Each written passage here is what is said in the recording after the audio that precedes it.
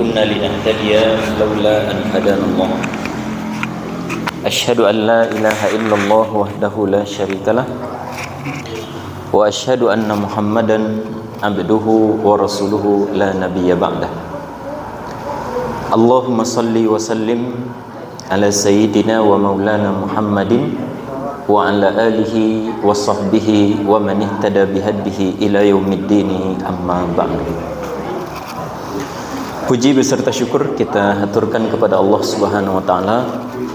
Salawat dan salam kita perbanyak mengucapkan untuk junjungan Nabi besar kita Muhammad sallallahu alaihi wasallam.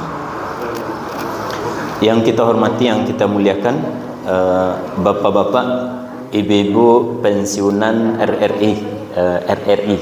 Semoga kita semua dimuliakan oleh Allah Subhanahu wa taala. Amin ya rabbal alamin. Sehat Bapak Ibu? Kau mulai kaji dia atau alun? Nah, iya. Kita mulailah Ibu-ibu. Atau masih hitung-hitung titih nampaknya. Seperti tadi yang disampaikan oleh Bapak kita, kalau bisa temanya tentang solat Ustaz. Dan memang di beberapa tempat Bapak dalam pengajian ambo membahas tentang fikih solat terutama. Maka berarti kau sesuai je background ambo sendiri. Karena memang dulu kuliah mengambil jurusan fikih ya, terutama fikih ibadah. Nah, pada duha menjelang siang hari ini insyaallah yang kita bahas yaitu tentang fikih solat sedikit. Perlu kita ketahui Bapak bahwa solat itu adalah ibadah yang paling agung dalam Islam. Solat itu adalah ibadah yang paling wajib dalam Islam. Nah, karena memang memiliki solat itu memiliki keistimewaan yang khusus. Banyak keistimewaan dari solat itu Bapak, tapi salah satunya saja yang kita ambil. Apa kata Nabi sallallahu alaihi wasallam? Awwalu ma yuhasabu bihil abdu yaumal qiyamati as-salah. Salat ini adalah amal yang pertama sekali nanti diapakan Bapak Ibu? Diperiksa,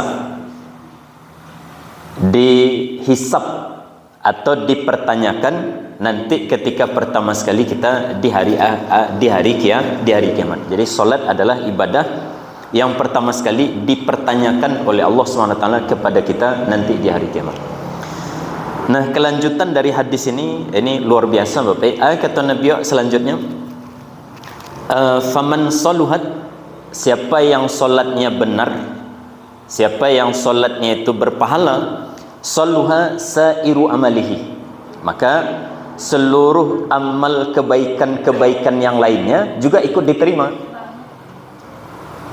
Solat kita itu Bapak, kalau solatnya diterima, maka ibadah-ibadah yang lain juga diterima, diberikan pahala. Nah, sebaliknya, wa in fasadat, kalau sekiranya solatnya itu tidak sah atau tidak diterima, tidak memenuhi standar atau tidak memenuhi SOP-nya kata orang, solatnya tidak sesuai standar, fasada sairu amalihi, maka seluruh amal kebaikan kita yang lain juga tidak diterima. Nah, berarti kalau kita sederhanakan atau kita simpulkan, kesimpulannya itu Bapak tentang solat. Nah, kalau kita simpulkan berarti solat itu adalah ibadah yang menentukan ibadah-ibadah yang lain itu diterima atau ditolak nanti oleh Allah SWT. Itu adalah tergantung kepada solat kita. Jadi solat itu bukan hanya satu ibadah yang kaitannya hanya dengan solat saja Bapak, tapi ibadah solat ini kaitannya dengan seluruh ibadah yang kita kerjakan. Awak kan selain solat ada enggak ibadah yang awak kerjakan Bapak Ibu? Banyak awak kita bersedekah, kalau sekarang kita bermajlis taklim, kemudian kita membaca Al-Quran, kemudian kita haji dan umrah, kan banyak ibadah yang lain selain solat yang kita kerjakan. Nah, kata Nabi SAW, ibadah-ibadah yang lain yang kita kerjakan itu Bapak, diterima atau tidaknya itu tergantung kepada solat awak diterima atau tidak. Sekali lagi, tadi kesimpulan ini Bapak Ibu. Nah, kalau solat kita sudah diterima, ibadah-ibadah yang lain baru diterima. Tapi kalau solat kita itu tidak diterima, tidak sah di mata Bapak Ibu, di sisi Allah SWT, atau tidak berpahala di sisi Allah SWT, maka sebanyak apapun ibadah yang lain yang kita kerjakan, ya tidak ada nilainya.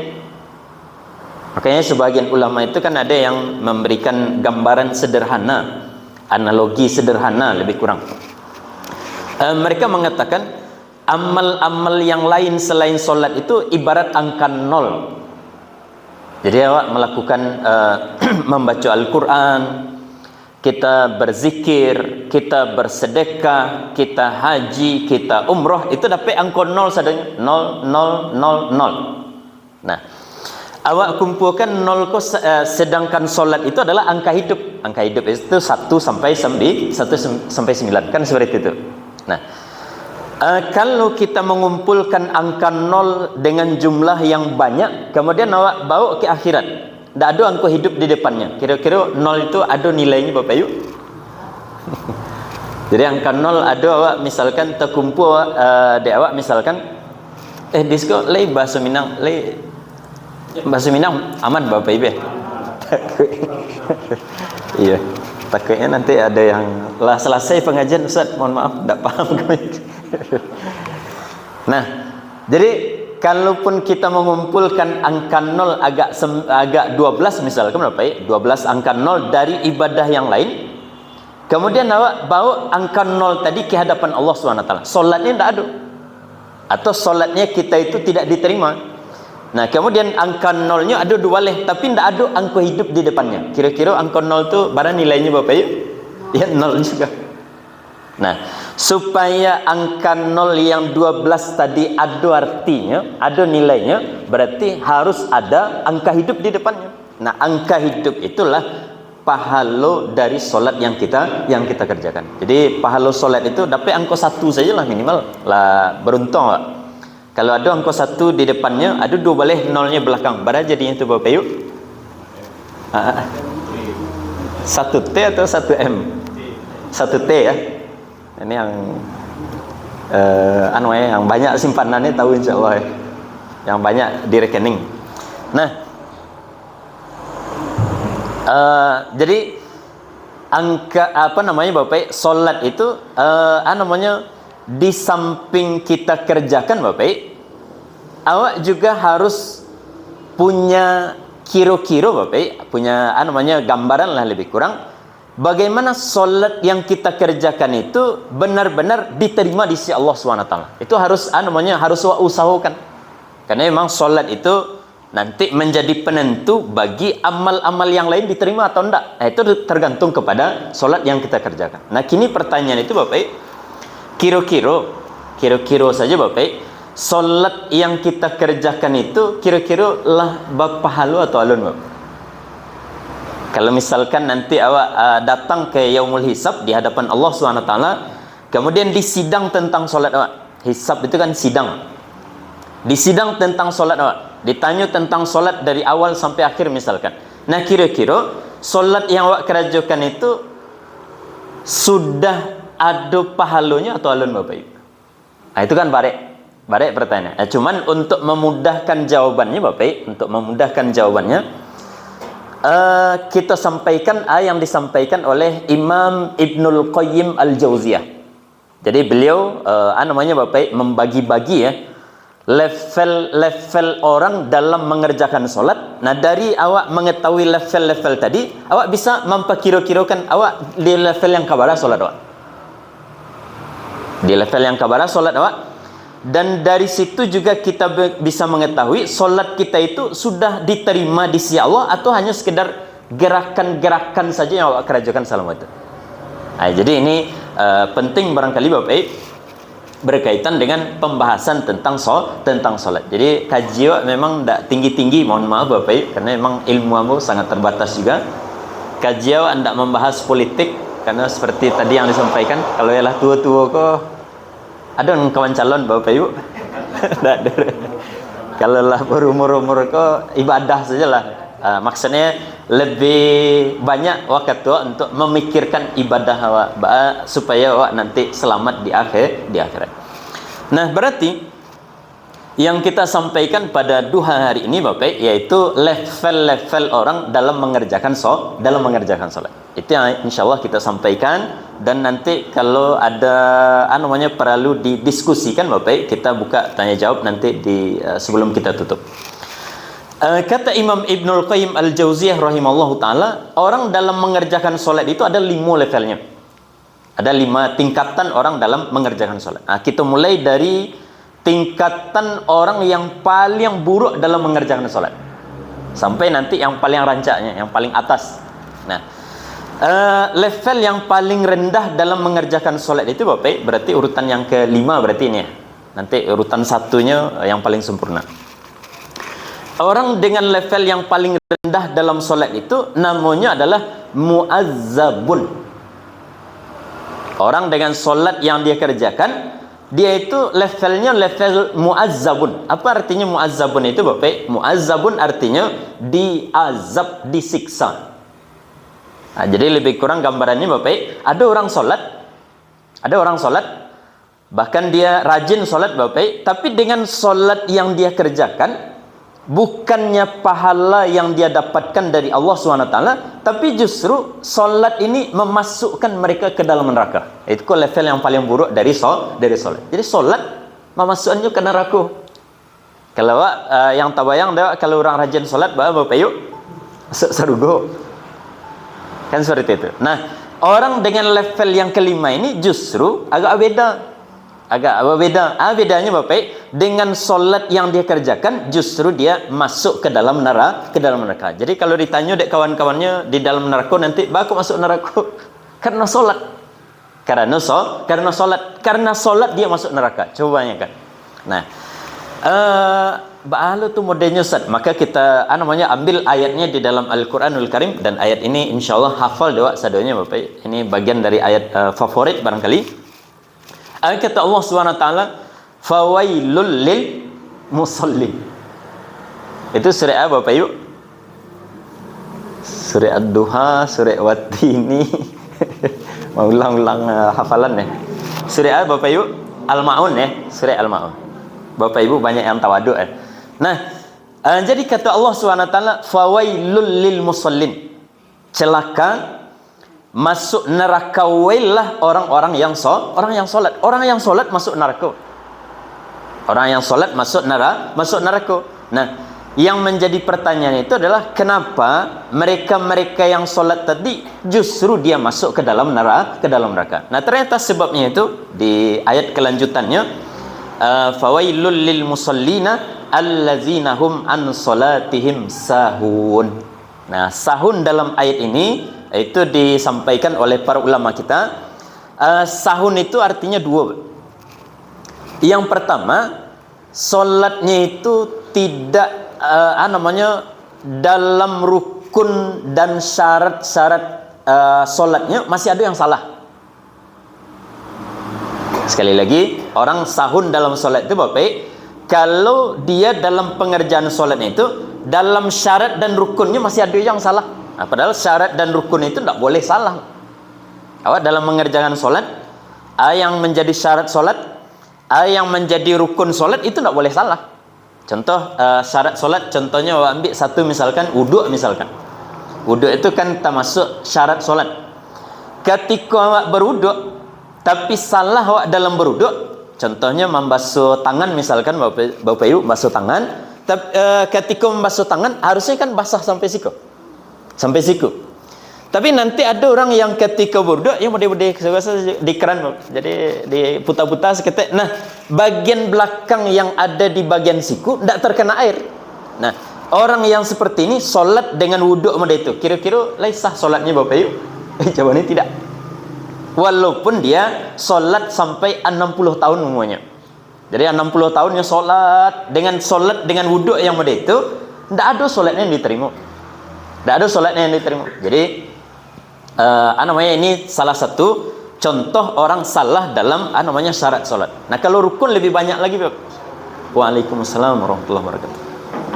Nah kalau rukun lebih banyak lagi. Contohnya Bapak Ibu, kalau dalam rukun, contohnya dalam solat itu wajib membaca. Wajib Bapak Ibu, wajib membaca. Ada orang kadang-kadang calik Bapak Ibu, ketikanya solatnya aniang saja. Tak manggarik bibirnya. Ada tak Bapak Ibu mencalik orang macam itu? Atau awak sendiri yang melakukan? Ada orang solat aniang saja. Jadinya membaca Al-Fatihah, dia membaca yang lain-lain itu Bapak dalam hati saja dibacanya. Tak manggarik bibirnya, tak manggarik lidahnya. Nah, solat yang seperti itu laisah ke Bapak Ibu?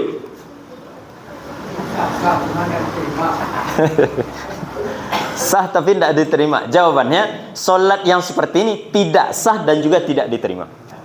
Karena syarat rukun solat itu wajib membaca. Tak boleh hendak. Tak boleh orang dalam solat yang saja. Ustaz, boleh membaca tapi dalam hati. Kalau membaca dalam hati namanya niat. Namanya Bapak Ibu, baca dalam hati niat. Kalau membaca tidak ada suaranya, itu namanya membaca mantra namanya. Baca mantra itu membaca lidahnya manggarik, bibirnya manggarik tapi suaranya tidak ada.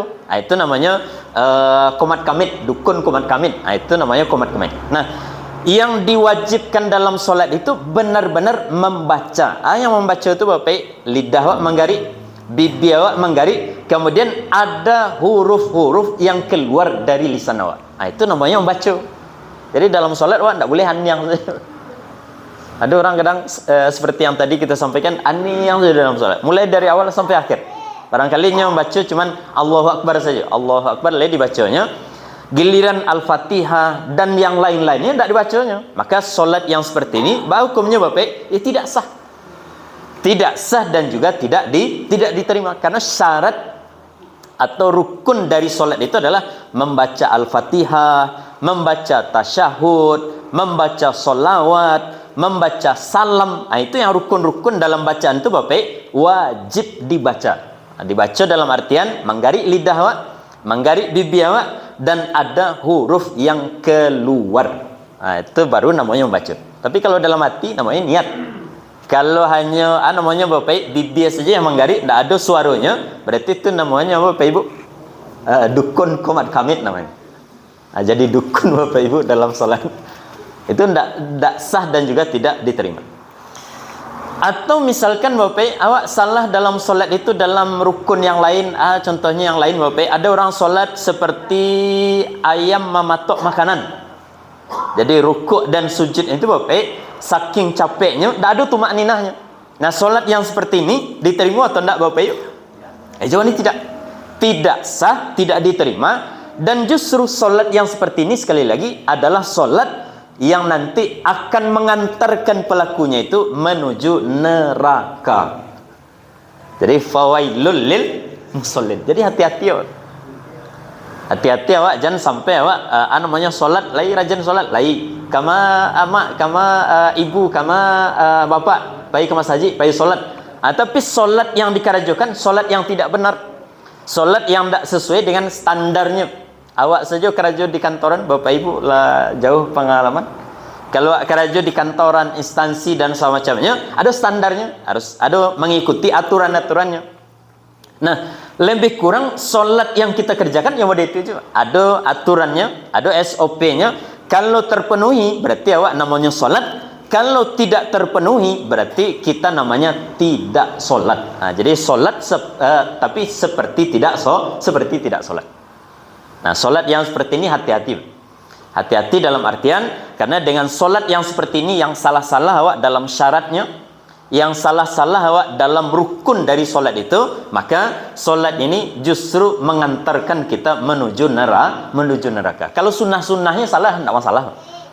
Dalam sunnah solat misalkan ada keliru misalkan. Contoh, dalam sunnah solat itu mengangkat kedua tangan sampai bahu, sampai kedua daun telinga. Dia awak bangkit segiko saja. Tidak masalah mana. Kan itu tidak memenuhi standar sebenarnya. Jadi ada orang takbir misalkan Allahu Akbar, segiko saja. Harusnya kan bahu atau sedaun telinga. Saya bahu lebih kurang seperti ini atau sedaun telinga. Harusnya ada itu. Cuman ada orang yang seiko saya kadang. Jadi Allahu Akbar. Atau ada yang berlebih misalkan Allahu Akbar. Salahnya dalam masalah-masalah yang seperti ini, karena dia adalah sunnah, solatnya tetap sah. Solatnya tetap sah. Karena yang salah sunnah saja. Tapi kalau awak dalam solat yang salah itu syarat dan rukun solat, maka solat kita menjadi solat yang tidak sah. Seperti itu. Nah, aku ada orang yang masih salah dalam syarat dan rukun solat ke Bapak, biasanya ciek saja sebabnya. Sebabnya Bapak tidak mengulang-ulang kaji. Jadi ada pengajian di dakek rumah, di samping rumah, di pengajian di misalkan di masjid terdekat misalkan ada pengajian tentang solat, tidak hadir. Padahal dari pengajian tadi awak barangkali dengan solat yang selama ini kita kerjakan barangkali ada salahnya. Di situ awak memperbaiki solat yang kita kerjakan. Tapi kalau orang mencukupkan dengan Bapak, solat seperti yang dahulu pernah dikerjakan, jadi tidak ada update-nya. HP-nya barangkali lah sekian kali update ya. Tapi solatnya masih mode solat saisuk aja baru. Tidak ada tidak diperhatikannya, tidak diupdate-nya ilmunya tentang solat. Maka hati-hati dengan solat yang seperti ini. Karena solat yang seperti ini boleh jadi nanti solat yang selama ini kita kerjakan tidak sah. Dan kalau dia sudah tidak sah, maka dia tidak diterima. Dan kalau dia sudah tidak sah dan tidak diterima, maka solat ini mengantarkan kita masuk neraka. Waliyazbillah. Nah, itu kelompok yang pertama dari atau level yang paling bawah dari orang yang mengerjakan solat. Jadi solatnya membawa musibah. Solatnya membawa petaka bagi dia nanti di akhirat. Nah, itu yang pertama. Tapi ibadah yang lainnya banyak Ustaznya, rajin sedekah, rajin haji, rajin umroh misalkan. Nah, tadi kaedahnya sudah kita sampaikan Bapak, bahwa orang itu kalau solatnya sudah tidak diterima, amal yang lain tidak diterima saja. Itu loh. Jadi kata Nabi SAW, wa in fasadat, kalau solatnya rusak, fasada sairu amalihi, maka rusaklah seluruh amalnya di mata Allah Subhanahu wa taala, sehingga seseorang itu tidak bisa tertolongkan dengan pahala-pahala yang lain yang dikerjakan. Walaupun pahala yang lain itu sebenarnya banyak. Tapi karena solatnya yang bermasalah, maka solat ini menjadikan amal-amal yang lain itu tidak ada artinya. Lebih kurang seperti itu pemahamannya. Nah, ini yang pertama. Kemudian yang kedua, awak sampai jam mana tadi Bapak? Setengah jam ya? Sampai selesai. Ya lebih kurang kok jamnya tidak jalan-jalan Pak? Kan kicau nanti. Takutnya tak lama nanti ya. Jadi jam 10:55. Nah, kita lanjutkan Bapak. Nanti kita buka tanya jawab. Yang kedua, level orang dalam mengerjakan dalam mengerjakan solat yang kedua itu adalah solatnya sah. Tapi Bapak, kalau dalam bahasa Arabnya namanya fahaza muhasabun. Yang kedua itu namanya level yang disebutkan oleh Imam Ibnul Qayyim tadi, namanya muhasabun. Apa itu level muhasabun Bapak? Solatnya sah karena syarat dan rukunnya bagus Bapak, tidak ada masalah. Syarat solatnya benar, rukun solatnya benar. Nah, cuman orang di level yang kedua dari solat ini ada yang kurang dia nyuci.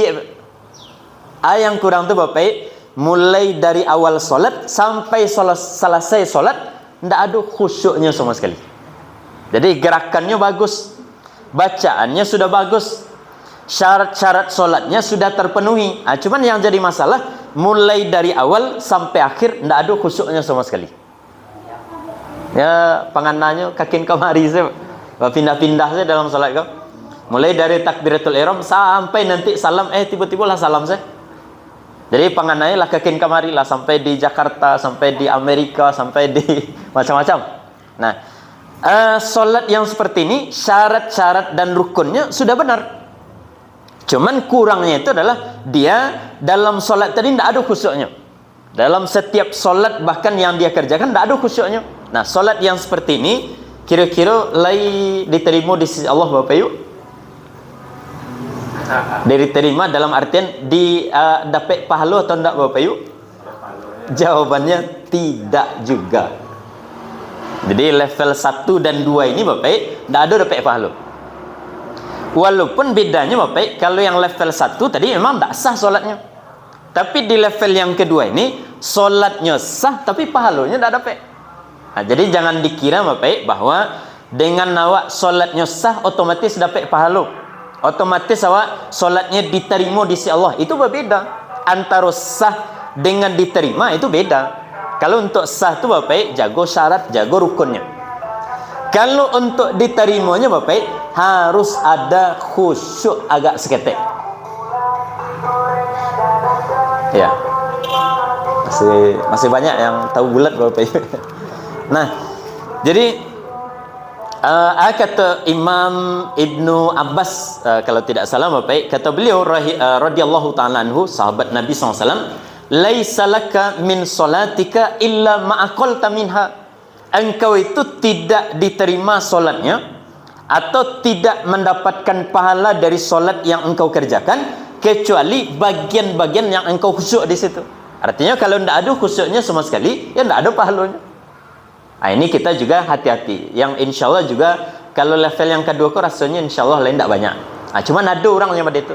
Ada orang yang ketika mereka mengerjakan solat, mulai dari awal sampai akhir tidak ada pengenanya ke solat. Jadi gerakannya lagi gerakan solat, bacaannya lagi bacaan solat, tapi hatinya entah kakin kemari, pikirannya melayang-layang kakin kemari. Nah, orang yang seperti ini solatnya sah tapi tidak berpahala. Tidak ada pahalanya. Nah, ini yang kedua. Dalam sebuah hadis kata Nabi SAW Bapak, dan itu sebagai sebagai untuk berhati-hati saja bagi awak. Kata Nabi SAW, saya ti zamanun, akan datang nanti suatu saat, satu zaman nanti, yusalluna wa la yusallun.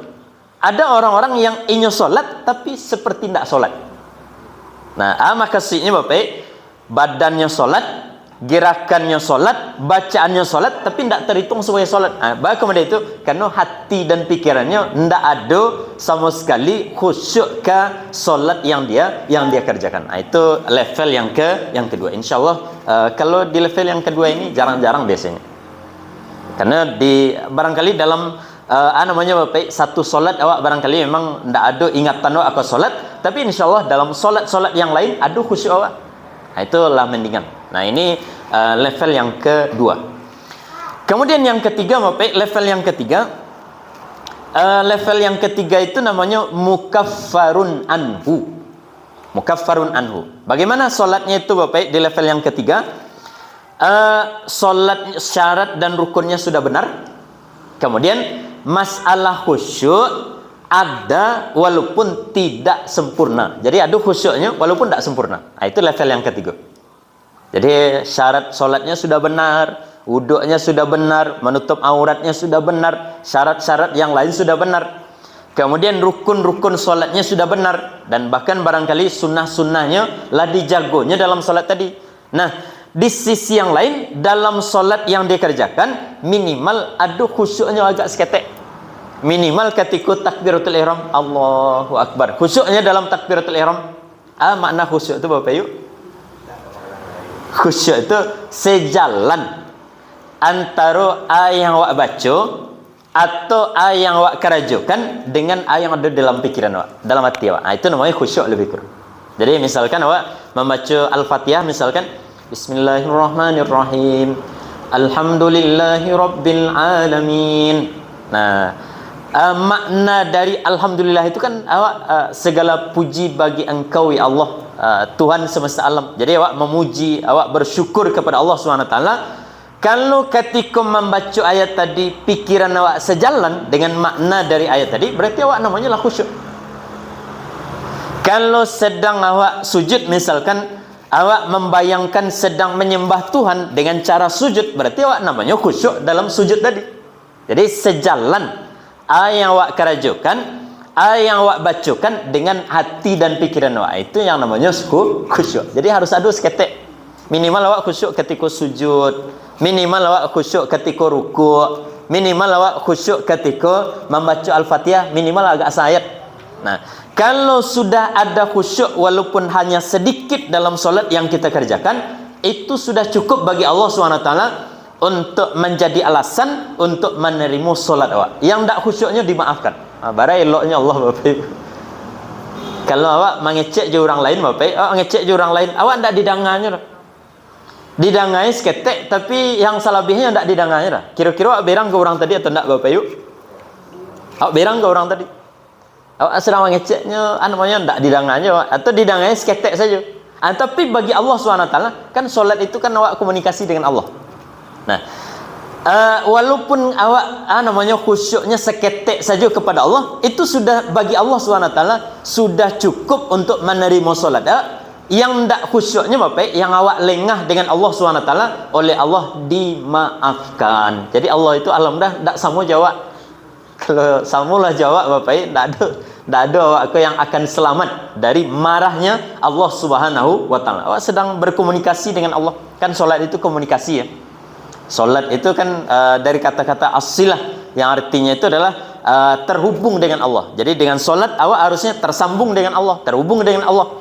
Nah, ketika awak tersambung sedang connect dengan Allah, awak kemudian pikiran awak lalai, kemudian awak namanya lengah, awak tidak memperhatikan. Nah, kalau dengan manusia awak yang mode-modeko lah kan berang cik tidak terhati wah kata orang. Tapi kalau dengan Allah Bapak, Allah itu maha memaafkan. Jadi yang penting ada agak seketek. Nah, yang seketek itulah yang kemudian diberikan pahalanya. Barang nilai pahalanya barangkali dapat 1 ya minimal, alhamdulillah juga dapat pahala dari solat. Yang tidak khusyuknya oleh Allah dimaafkan. Maka itu yang dimaksud dengan mukaffarun anhu, dimaafkan. Jadi ketidakkhusyukannya dimaafkan, yang khusyuknya dinilai alhamdulillah. Nah, itu level yang ketiga. Kira-kira awak lagi disko Bapak yuk. Jadi khusyuk syarat dan rukun solatnya sudah benar. Itu yang pertama syaratnya. Yang kedua, ada khusyuk walaupun agak seketek. Nah, ini level yang ketiga. Dan di level yang ketiga ini sudah bisa kita namakan namanya level aman. Aman dalam artian solat awak itulah diterima, lah dapat pahala walaupun ketek pahala, tidak masalah. Yang tidak aman tu level berapa tadi Bapak Ibu? Level 1 je 2 tadi. Nah, itu tidak ada pahalanya. Cuman gerakan saja, hanya bacaan yang kita baca, tapi tidak ada pahalanya. Nah, itu lebih kurang. Nah, masuk ke level yang keempat Bapak, tingkatan yang keempat dari solat itu namanya musabun anhu. Orang yang level solatnya yang keempat ini adalah syarat dan rukunnya benar. Syarat dan rukunnya benar. Kemudian khusyuknya juga sempurna. Atau kurang-kurang seketek, tidak masalah. Jadi khusyuknya itu bisa dibayangkan kalau dengan presentasinya Bapak, dalam setiap solat yang dikerjakan kurang-kurang dari 100 lah seketek. 100% khusyuk dari awal sampai akhir.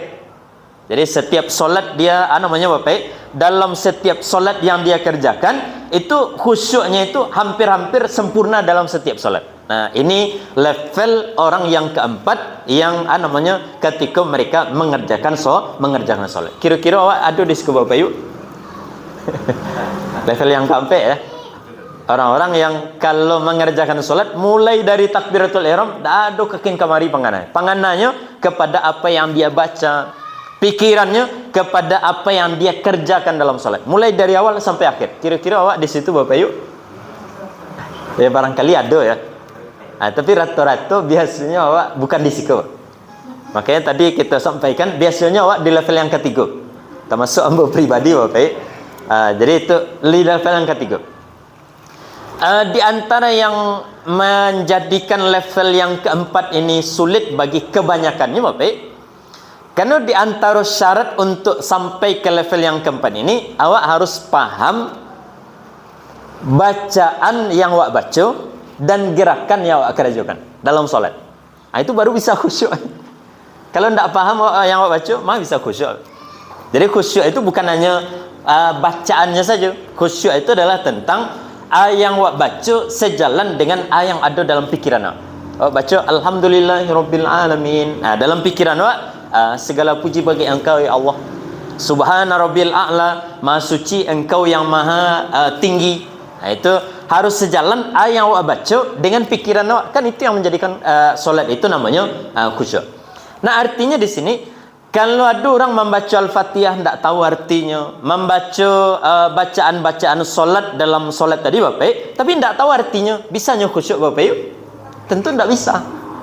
Nah, jadi syarat minimal Bapak, kalau kita ingin bisa khusyuk dalam solat itu sempurna, mulai dari awal sampai akhir, berarti awak harus faham, bukan hanya tahu artinya saja, tapi awak harus faham makna yang awak baca dan yang awak kerajukan dalam solat. Nah, itu harus faham, baru bisa khusyuk sempurna. Makanya mau sampaikan tadi, kalau level kebanyakan bukan di situ.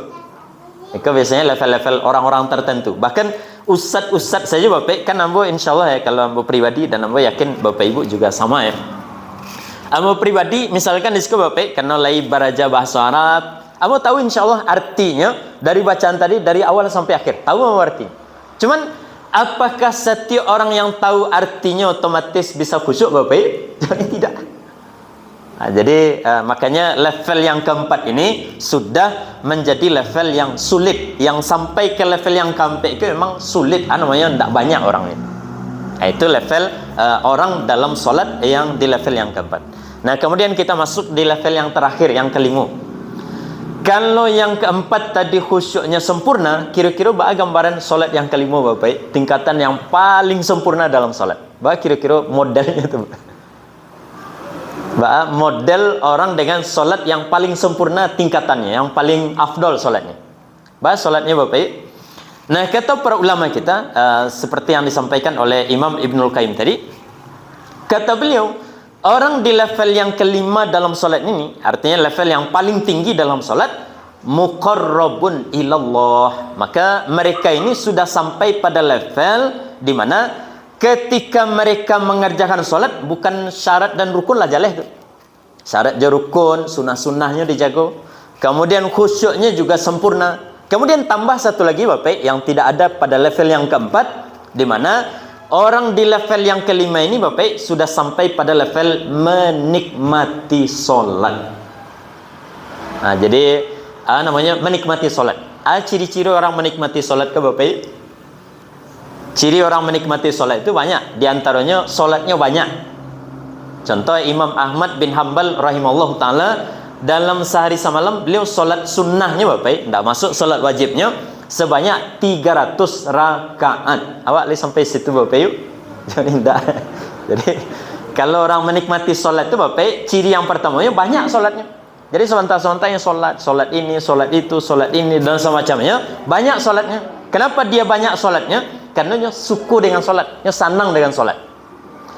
Yang kedua, tidak cukup hanya dengan banyaknya solat Bapak, tapi biasanya orang yang sudah senang dengan solat itu Bapak, ketikanya solatnya suka balamu-lamu dengan solat. Kalau namanya Bapak lebih sukanya solat kau capek-capek atau balamu-lamu? Pertanyaan sederhananya, awak kalau solat ke masjid atau musola, terutama solat tarawih biasanya, solat di Ramadan, biasanya awak cari imam yang agak capek bacanya atau yang lambe? Yang mana biasanya? Yang capek. Nah, berarti awak emang kalau di level yang kelima kok jauh, masih jauh. Level yang keempat saja lah bare. Apalagi sampai pada level yang kelima. Nabi awak Bapak, Nabi awak sallallahu alaihi wasallam ketika beliau solat, yang terjadi Bapak, beliau solat sampai-sampai kaki beliau itu pecah, berdarah kaki beliau. Orang saking lamanya tagak barangkali sampai bangkak saja. Tapi Nabi awak SAW ketika beliau solat saking lamanya Bapak, tidak bangkak lah yang terjadi, sampai pecah kaki beliau. Itu bara cara awak membayangkan bara lamanya Nabi solat tagak ketika solat. Awak solat barangkali 1 jam 8 rakaat misalkan, seperti di masjid tertentu dalam solat tarawih 1 juz dalam 1 malam. Itulah panik-panik kaki kok. Lah rasa ndak katalok tagak lain. Padahal baru 1 jam, padahal barangkali baru 2 jam. Tapi Nabi awak sallallahu alaihi wasallam ketika beliau solat itu tagaknya beliau tadi sampai kemudian pecah kaki beliau. Nah, itu barang lamunya beliau tagak dalam solat. Nah, orang-orang yang seperti ini Bapak, orang-orang yang solat itu bagi mereka sudah seperti dapat harato dapat ameh 1 kilo. Kalau asalnya kan jadi kata Nabi SAW lebih kurang Bapak dalam sebuah hadis, waju'ilat liyas salatu qurrata a'yun. Allah SWT menjadikan solat bagi hamba itu seperti penyejuk mata. Jadi Nabi SAW kalau ada masalah solat, awak lihat itu Bapak yuk. Ada masalah misalkan suami istri, ada masalah dengan tetangga, ada masalah di tampik kerajo, ada masalah dengan kawan-kawan. Kalau Nabi SAW ada masalah, solat langsung. Ada masalah, solat. Dia itu orang yang namanya senang dengan solat, yang menikmati solat. Jadi ada masalah, solat. Awak kalau ada masalah, kamu biasanya Bapak yuk. Kalau ibu masih buat status atau enggak? Kalau anak-anak zaman kini kan ada masalah buat status, curhat di media sosial dan semacamnya. Nah, berarti ini namanya tidak sesuai dengan level yang kelima tadi. Level yang kelima, mereka menjadikan solat itu memang sebagai sebuah kenikmatan bagi mereka. Jadi solat itu nikmat, sehingga mereka balamu-lamu, sehingga mereka banyak mengerjakan solat. Dan ini adalah level yang terakhir dari tingginya seseorang dalam solat. Sebagai salah satu contoh Bapak, sebelum kita tutup, ada cerita Bapak, dan cerita ini sahih ya, dalam artian ada dalam riwayat-riwayat yang sahih oleh ahli hadis awak. Ada dulu sahabat namanya Abbad bin Bishr. Beliau ini Bapak oleh Nabi ditugaskan untuk berjaga-jaga karena ada musuh di seberang. Jadi karena Nabi dengan para sahabat yang lain ingin istirahat, karena dalam perjalanan takut nanti ada serangan dadakan, oleh Nabi disuruhlah sahabat Abbad tadi untuk berjaga-jaga dengan sahabat Bilal bin Rabah. Jadi yang berjaga-jaga berdua mencalik kalau nanti ada musuh yang datang untuk menyerang secara dadakan. Nah, dua sahabat ini kemudian satu dengan yang lain mengatakan, awak sif-sifanlah ke raja. Saya yang lalu duluan, saya yang jago duluan. Siapa yang berjaga duluan? Nah, kata Bilal bin Rabah, biarlah ambo lalu duluan, engkau berjaga dulu. Maka si sahabat Abbad tadi dia berjaga. Yang beliau lakukan dalam berjaga tadi Bapak, beliau solat. Nah, ketika solat tadi datang musuh Bapak, kemudian musuh tadi Bapak dari kejauhan karena mencari ada orang yang sedang tagak, itu dipanahnya sahabat Abbad tadi. Yang terjadi Bapak, panah tadi menancap pada badannya, kemudian Bishr itu masih melanjutkan solatnya. Abbad tadi melanjutkan solat. Dipanah lagi oleh orang tadi Bapak, kemudian Abbad tadi melanjutkan solatnya. Dipanah lagi, dia masih melanjutkan solatnya. Sampai ketika beliau merasa sudah tidak kuat menahan Bapak, takut beliau mati, takut beliau nanti musuh masuk ke barisan-barisan kaum muslimin, maka beliau membangunkan sahabat Bilal bin Rabah dalam keadaan badannya lah terluka-luka karena terkena anak panah tadi.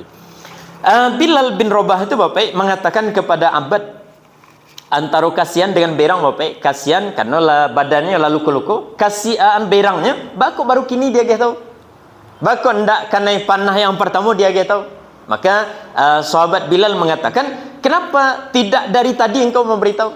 Bakallah kondisinya mereka baru dia tahu. Maka kata Abbad ini Bapak, dan ini cerminan dari orang yang menikmati solat. Kata beliau Bapak, ambo tadi sedang membaca satu surat dalam solat, dan kalau sekiranya bukan karena bertugas yang nanti akan membahayakan kaum muslimin yang lainnya, demi Allah saya lebih memilih mati dalam solat daripada ambo membatalkan solat. Nah, itu sebagai gambaran bagi awak orang-orang yang sudah sampai pada level apa Pak, menikmati solat. Jadi ditembak dengan panah santai, lanjut solat. Awak kan naik nyamuk saja sekata. Walaupun boleh tentunya Bapak, tapi ini beda level. Jadi beda level. Nah, jadi itu lebih kurang tingkatan solat yang disebutkan oleh Imam Ibnul Qayyim Al-Jauziyah, mulai dari level yang pertama sampai di level yang kelima. Nah, harapannya Bapak, harapannya semoga kita yang mengerjakan solat ini Bapak jauh dari level yang pertama dan yang kedua. Jangan awak berada di level yang pertama dan yang kedua. Nah, kenapa? Karena di level yang pertama dan yang kedua ini solat kita tidak diterima walaupun awak solat. Dan kalau sudah tidak diterima, maka amal yang lain tidak diterima. Dan kalau sudah seluruh amal awak tidak diterima, berarti awak nanti masuk neraka. Nah, itu yang namanya pelajaran pertama. Yang kedua, kalau bisa awak usahakan Bapak, awak itu minimal di level yang ketiga. Nah, kalau bisa level yang keempat, kalau bisa lagi di level yang kelima, silahkan. Nah, itu namanya yang bisa kita sampaikan pada hari ini. Semoga apa yang kita sampaikan bermanfaat. Dan sebelum kita tutup, kalau ada pertanyaan dari Bapak Ibu, dipersilahkan. Kira-kira ada pertanyaan Bapak Ibu?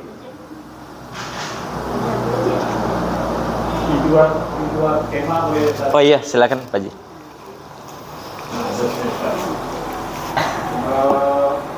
Antara sholat sunat qabliyah Jumat dan ba'diyah Jumat. Qabliyah Jumat dan ba'diyah Jumat. Ya. Yang ditanyakan? Qabliyah Jumat kan ada. Iya. Nah, ba'diyah. Ba'diyah Jumat ada. Apa niatnya? Niatnya ba'diyah Jumat. Jadi sholat ba'diyah itu kan, kalau ba'diyah zuhur berarti kita niatnya ba'diyah zuhur.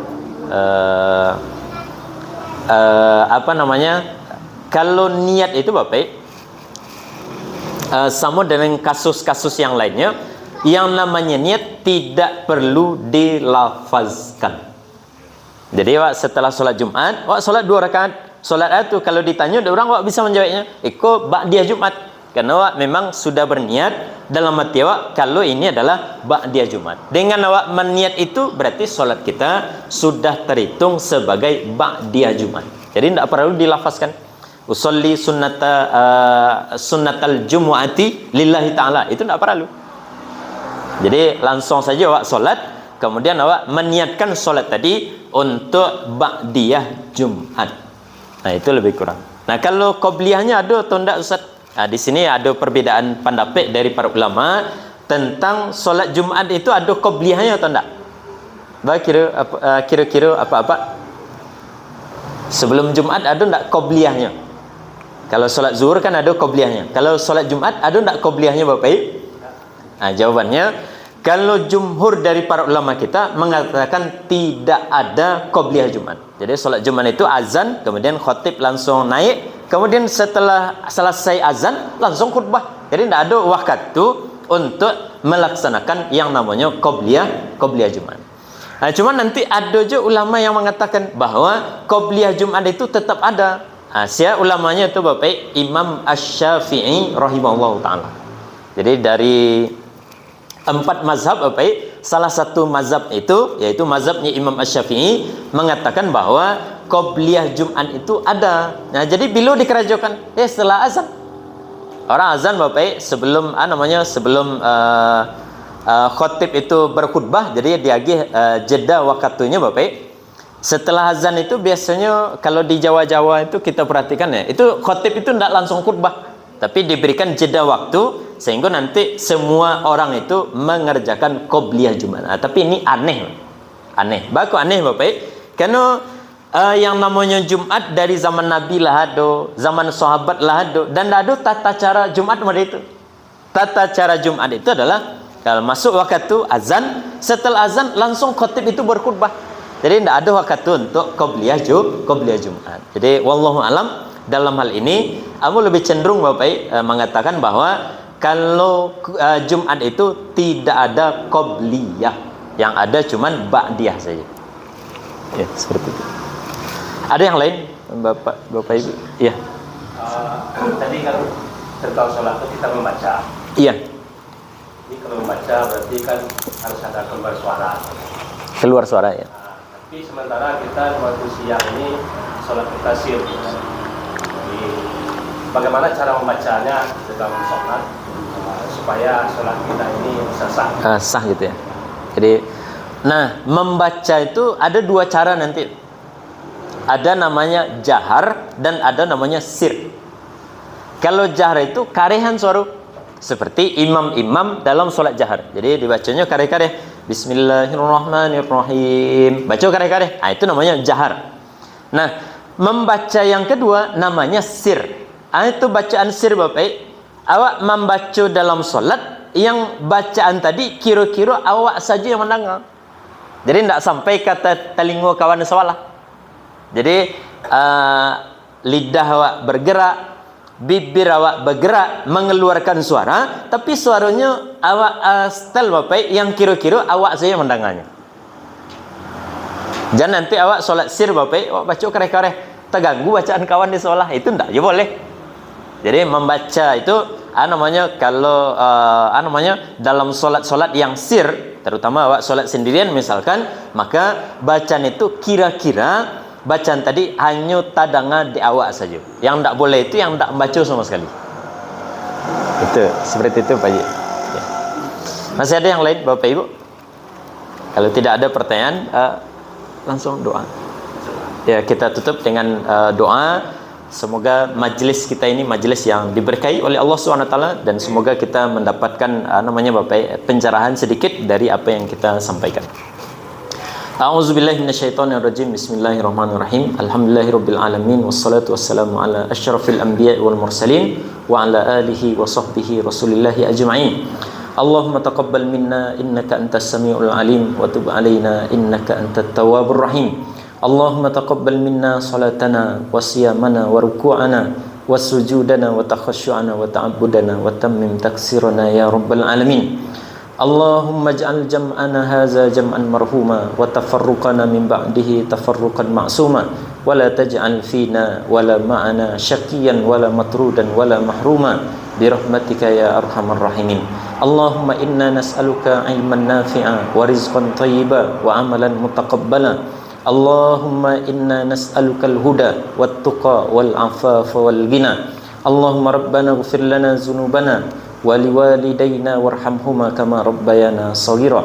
Allahumma rabbana hab lana min azwajina wa dhurriyyatina qurrata a'yun waj'alna lil muttaqina imama. Allahumma rabbana zalamna anfusana wa illam taghfir lana wa tarhamna lanakunanna minal khasirin. Rabbana atina fid dunya hasanah wa fil akhirati hasanah wa qina adzaban nar. Wa sallallahu ala nabiyyina Muhammadin wa ala alihi wa sahbihi ajma'in walhamdulillahi rabbil alamin. Itu lebih kurang Bapak Ibu, banyak maaf atas salah dan khilaf. Wassalamualaikum warahmatullahi wabarakatuh. Ya.